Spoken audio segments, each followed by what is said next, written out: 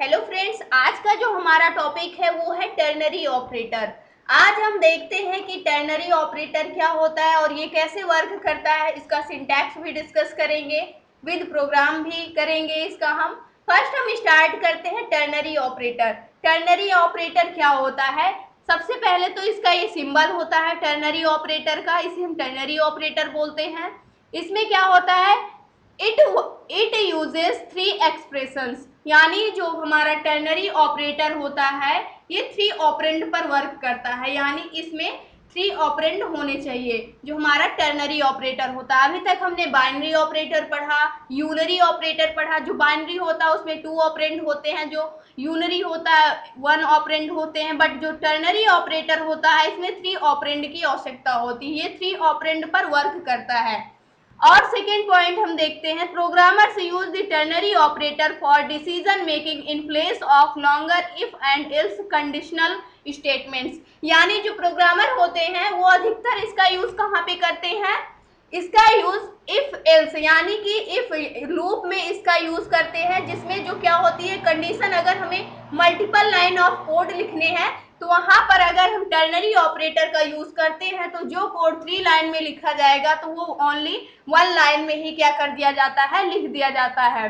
क्योंकि इसमें जो स्टेटमेंट होती है, कंडीशन होती है और जो अपडेशन होती है, ये सारी एक ही लाइन में लिखी जाती है। मान लीजिए अगर हम फॉर लूप लिख रहे हैं तो इसमें जो डिक्लेरेशन होगा, यानी कि यहाँ पर इंट इक्वल 1 कर दिया, उसके बाद मैंने क्या कर दिया, यहाँ पर ये लेस देन है या ग्रेटर देन है, ये कंडीशन भी दे दी, लेस देन इक्वल एन है, ये कंडीशन भी यहाँ पर दे दी। उसके बाद इसको मैंने क्या कर दिया, यहीं से इंक्रीज भी कर दिया। तो इसलिए क्या होता है, इसका यूज हम लूप में करते हैं, यानी कि लूप में भी करते हैं और इफ एल्स स्टेटमेंट भी में भी करते हैं। तो इसका यूज एक्चुअली वहां पर किया जाता है जहां पर हमारी जो कंडीशन है वो बहुत ज्यादा लॉन्गर है, तो वहां पर हम क्या करते हैं, टर्नरी ऑपरेटर का वैसे तो ज्यादातर यूज नहीं होता है, बट अगर आप शॉर्ट लिखना चाहते हैं तो आप टर्नरी ऑपरेटर का यूज, जहां पर आप इफ एल्स का यूज कर रहे हैं वहां पर आप टर्नरी ऑपरेटर का यूज करके भी उस टास्क को क्या करा सकते हैं, परफॉर्म करा सकते हैं। तो फर्स्ट हम देखते हैं जो हमारा टर्नरी ऑपरेटर होता है इसमें थ्री ऑपरेंड की आवश्यकता होती है। सिंटैक्स अगर हम इसका देखें तो हम वेरिएबल एक लेते हैं जिसमें क्या करते हैं, अपने रिजल्ट को स्टोर कराने के लिए।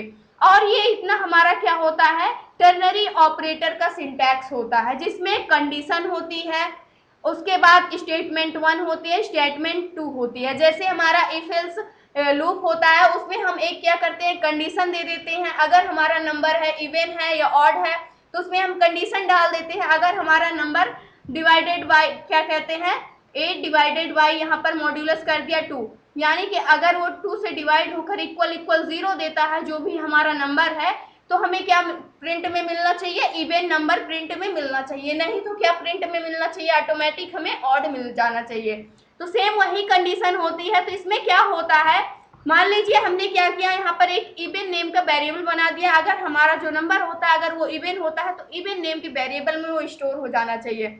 यहाँ पर कंडीशन क्या होती है, अगर हमारी कंडीशन सेटिस्फाइड हो जाती है तो हमें स्टेटमेंट 1 क्या होना चाहिए, प्रिंट में मिल जाना चाहिए, नहीं तो स्टेटमेंट 2 प्रिंट हो जाना चाहिए। मान लीजिए स्टेटमेंट कंडीशन हमारी क्या है, वैल्यू मॉड्यूलस 2, यानी कि जो हमारी वैल्यू है उसे वो क्या करना चाहिए, उसका रिमाइंडर अगर इक्वल इक्वल 0 आता है, मान लीजिए मैंने यहाँ पर 2 ही ले लिया, वैल्यू की जगह पर मैंने वैल्यू इक्वल क्या ले लिया, 2 ले लिया, ये हमारी वैल्यू है, मान लीजिए इंट डिक्लेयर कर दिया। अब इसे क्या करना है, ये हमने टर्नरी ऑपरेटर यूज किया, इसमें मुझे क्या करना है, ये नंबर इवन है या नहीं है ये पता करना है। तो ये पता करने के लिए हम टर्नरी ऑपरेटर का यूज कर रहे हैं। तो हमें कंडीशन क्या चेक होगी, सबसे पहले यहाँ पर वैल्यू क्या है 2, तो यहाँ पर क्या हो जाएगा 2%2, यानी मॉड्यूलस का सिंबल होता है, उसके बाद इक्वल इक्वल 0। सबसे पहले ये कंडीशन क्या होगी, चेक होगी। सबसे पहले 2 डिवाइडेड बाई 2 करेंगे, तो 2 से 2 को जब हम डिवाइड करेंगे तो ये क्या होगा, पूरी तरह से इससे डिवाइड हो जाएगा और हमारा रिमाइंडर 0 आ जाएगा। तो यानी ये कंडीशन हमारी यहाँ पर क्या हो गई, 0 इक्वल इक्वल 0, ये कंडीशन हमारी क्या हो गई, ट्रू हो गई, सेटिस्फाइड कर गई, यानी बिल्कुल करेक्ट है।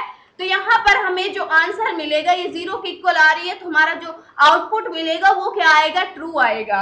यानी अगर हमारी कंडीशन यहाँ पर ट्रू हो जाती है तो हमें जो आउटपुट मिलेगा, कंडीशन सेटिस्फाइड हो गई तो आउटपुट हमें क्या मिलेगा, यहाँ पर ट्रू मिलेगा। मान लीजिए यहाँ पर 2 की जगह 3 होता तो ये क्या होता, यहाँ पर 1 हमें रिमाइंडर बचता जो कि 1 इक्वल 0 नहीं है, तो ये कंडीशन हमारी क्या हो गई, रॉन्ग हो गई। तो हमें प्रिंट में क्या मिलेगा, फॉल्स मिलेगा। यहाँ से ये फॉल्स वाली कंडीशन यानी स्टेटमेंट 2 प्रिंट में मिलेगा। अगर हमारी कंडीशन सेटिस्फाइड हो जाती है तो हमें आउटपुट क्या मिलेगा, स्टेटमेंट जो 1 होगी वो प्रिंट में मिलेगी। अगर हमारी कंडीशन सेटिस्फाइड नहीं होती है यानी रॉन्ग हो जाती है तो हमें स्टेटमेंट 2 प्रिंट में मिलेगा। यानी अगर ट्रू होती है तो ये प्रिंट में मिलेगा, अगर फॉल्स होती है तो स्टेटमेंट सेकंड प्रिंट में मिलेगी। अगर हम इसे कोड करके देखें तो इसका कोड हम किस प्रकार से करते हैं, अगर मान लीजिए हमें एक लूप यूज करना है, जो लूप क्या है, मान लीजिए हम इसे लूप में यूज करते हैं, तो मान लीजिए हमने यहाँ पर क्या किया, एक लूप डिफाइन कर दिया जिसमें एक कंडीशन डाल दी, वैल्यू, उसके बाद मॉड्यूलस इक्वल 0।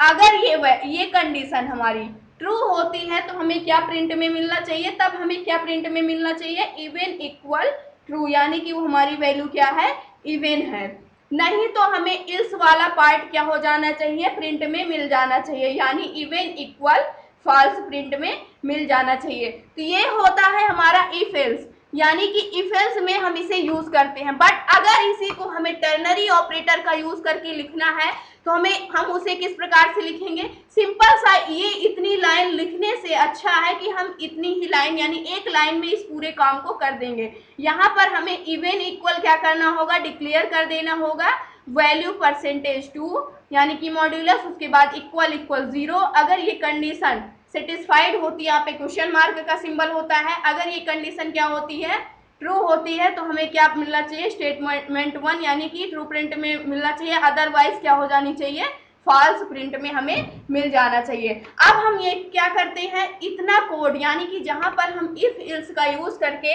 इतनी 4 लाइन को लिख रहे थे, वहां पर हमने टर्नरी ऑपरेटर का यूज करके उसी सेम प्रोसेस को हमने ओनली 1 लाइन में क्या किया, प्रोसेस करवा लिया। तो अब हम इसे क्या करते हैं और जो हमारा रिजल्ट आएगा वो सेम आएगा दोनों का, चाहे आप इफ एल्स का यूज करें या फिर आप टर्नरी ऑपरेटर का यूज करें।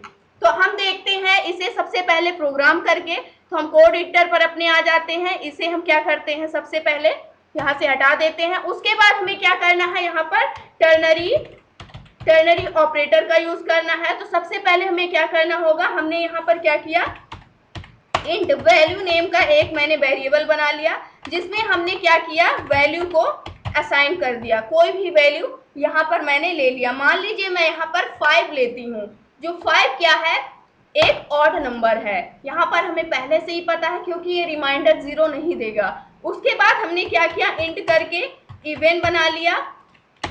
उसके बाद मैंने इसमें अपने ऑपरेटर को लिख दिया, यहाँ पर टर्नरी ऑपरेटर को अपनी सारी कंडीशन लिख दी। कंडीशन क्या होगी हमारी, वैल्यू एक % यानी कि मॉड्यूलस, उसके बाद क्या कर देंगे यहाँ पर 2, यानी जो हमारी वैल्यू है अगर वो 2 से डिवाइडेड होकर रिमाइंडर हमें 0 देती है तो हमारी कंडीशन क्या होगी, ट्रू होगी, यानी वो नंबर हमारा कैसा होगा, इवन नंबर होगा। अदरवाइज वो नंबर हमारा, अगर ये जो हमारी वैल्यू है वो 2 से डिवाइड होकर रिमाइंडर हमें 0 देती है तो वो क्या होगी, हमारी कंडीशन ट्रू होगी, तब हमें ट्रू प्रिंट में मिलना चाहिए। अदरवाइज हमें क्या प्रिंट में मिलना चाहिए, फॉल्स मिलना चाहिए। और यहाँ पर जो हमें वैल्यू रिटर्न में मिलेगी वो क्या मिलेगी, वो वैल्यू हमें 0 एंड 1 के फॉर्म में मिलेगी। 0 किसको रिप्रेजेंट करेगी, फॉल्स को रिप्रेजेंट करेगी, और 1 ट्रू को रिप्रेजेंट करेगी। अब हम क्या करते हैं, प्रिंट करा लेते हैं, सिंपल सा प्रिंट है। उसके बाद हमने क्या कर दिया, %d यहाँ पर,